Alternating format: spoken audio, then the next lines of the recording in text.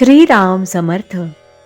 श्रोते हो, आपण ऐकत आहात श्री गोंदवलेकर महाराज यांचे प्रवचन. आपण भगवंतासाठीच आलो आहोत.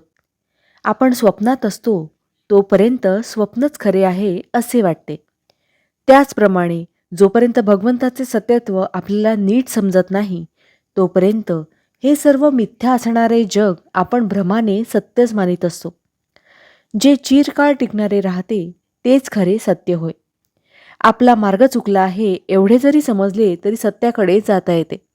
मन विषयाकडे लावून नाही समाधानाचा अनुभव येणार. समाधान जिथे भंगते तो मार्ग खास चुकीचा आहे. मुंगळा गुळाच्या खड्याला चिकटतो. मान तुटली तरी सोडित नाही. त्याचप्रमाणे आपण विषय सुख सोडित नाही. याला काय करावे? जे अनुभवाने खरे शहाणे होतात ते या विषय सुखाचा त्याग करतात आणि ज्यांची ही विषयाची आसक्ती सुटली त्यांनाच ते मिथ्या आहे हे प्रत्ययाला येते. आपले समाधान का बिघडते? आज आहे त्यापेक्षा निराळे असावे असे वाटते म्हणून. जो जिन्नस जिथे ठेवला आहे ती जागा सोडून आपण त्रिभुवन जरी शोधले तरी तो सापडत नाही. त्याप्रमाणे ज्या वस्तूमध्ये समाधान नाहीच त्यामध्ये कितीही शोधले तरी ते आपल्याला मिळत नाही. समाधान फक्त भगवंताजवळ आहे.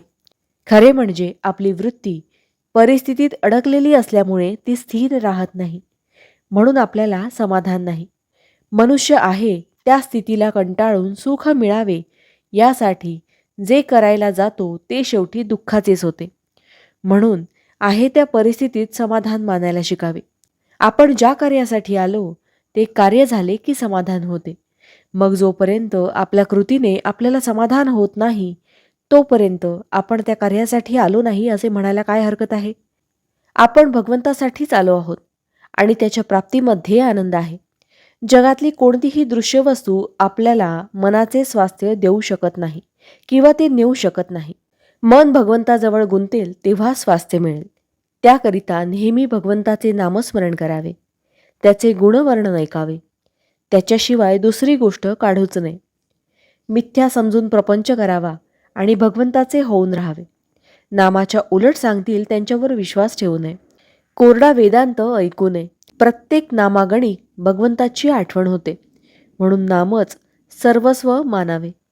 नामात काय आहे ते घेतल्याने सर्व काही कळून येते.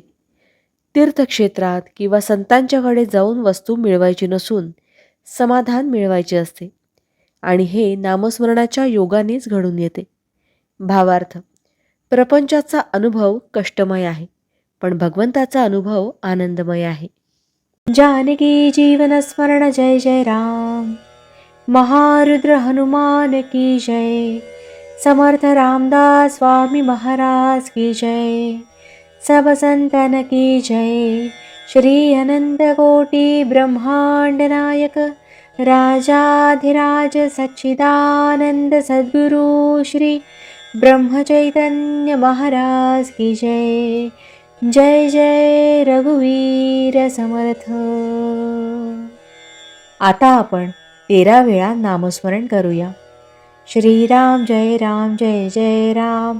श्रीराम जय राम जय जय राम. श्रीराम जय राम जय जय राम. श्रीराम जय राम जय जय राम. श्रीराम जय राम जय जय राम. श्रीराम जय राम जय जय राम. श्रीराम जय राम जय जय राम. श्रीराम जय राम जय जय राम. श्रीराम जय राम जय जय राम. श्रीराम जय राम जय जय राम. श्रीराम जय राम जय जय राम. श्रीराम जय राम जय जय राम. श्रीराम जय राम जय जय राम. जय श्रीराम.